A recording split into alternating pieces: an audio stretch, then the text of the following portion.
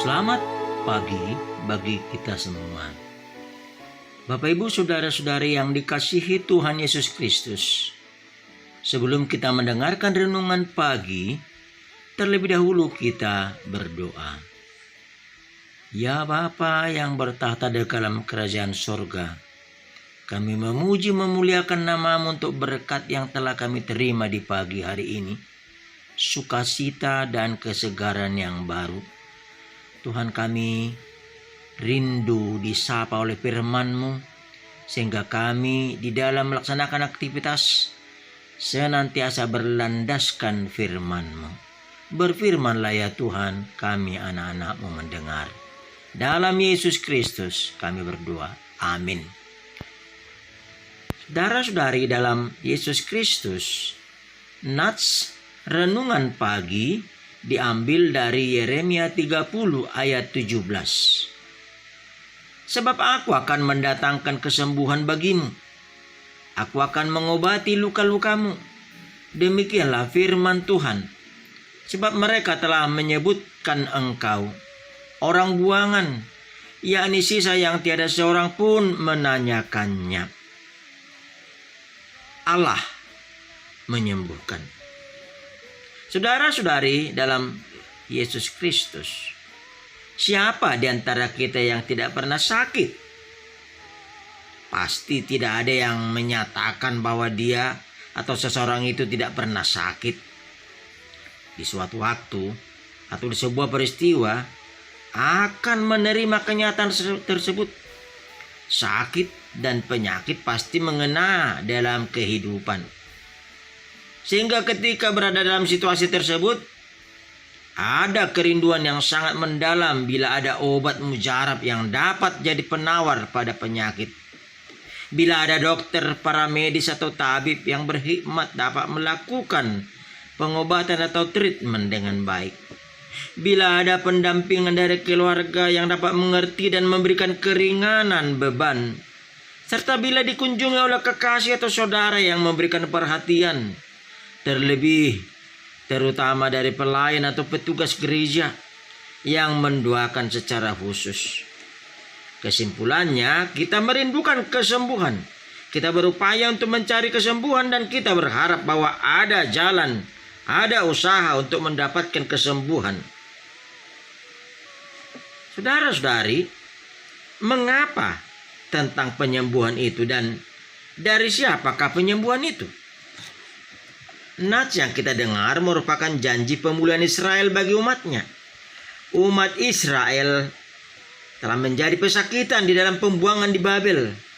Allah menghukum umatnya dengan tujuan agar mengenali serta menyadari diri dan bertobat serta kembali ke jalan yang benar. Ketika umat telah sadar dan menyesali dosa perbuatan yang salah, maka Allah dalam kasih-Nya bertindak dan menyembuhkan umatnya. Janji Tuhan itu dinyatakan dengan tindakan Allah untuk mengembalikan umatnya dari perbudakan dengan mengalahkan musuh-musuh umat, mengembalikan kejayaan Israel, menyertai umat, membenarkannya dalam kasih-Nya, membarui dan bahkan melimpahi dengan berkat dan keturunan yang banyak. Kekasih Kristus, apa hikmah yang dapat kita petik dari firman Tuhan ini? Tuhan senantiasa memberikan janji pemulihan kepada umat-Nya. Hal itu dapat kita rasakan bahwa berkat Tuhan selalu baru dalam hidup.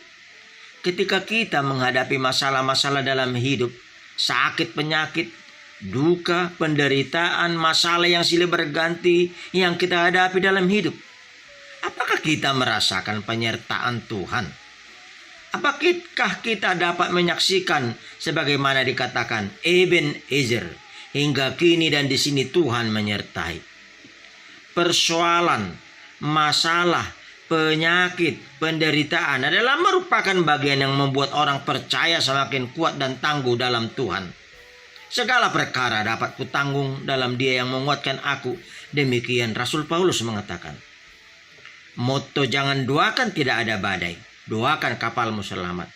Berkarya, berharap, bersyukur atas kebaikan Tuhan yang menyertai sehingga kita dapat saksikan hari esok akan lebih baik dari hari ini.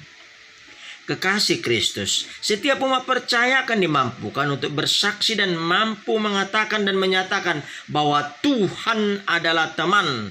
Tuhan adalah sahabat ketika menghadapi dan mengatasi masalah.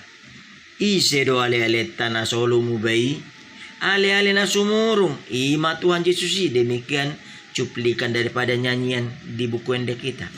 Awas, jangan terjebak. Ketika penyakit, masalah dan persoalan lainnya menerpa, jangan cari pertolongan dengan mencari dari diri sendiri, tetapi berseru dan datanglah pada Yesus.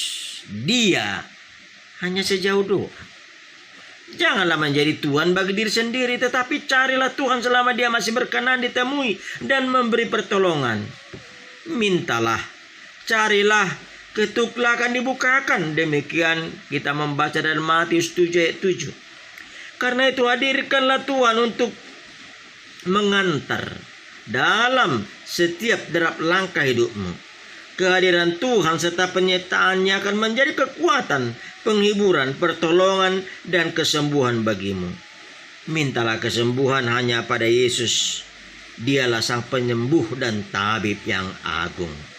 Tuhan memberkati. Amin. Kita berdoa.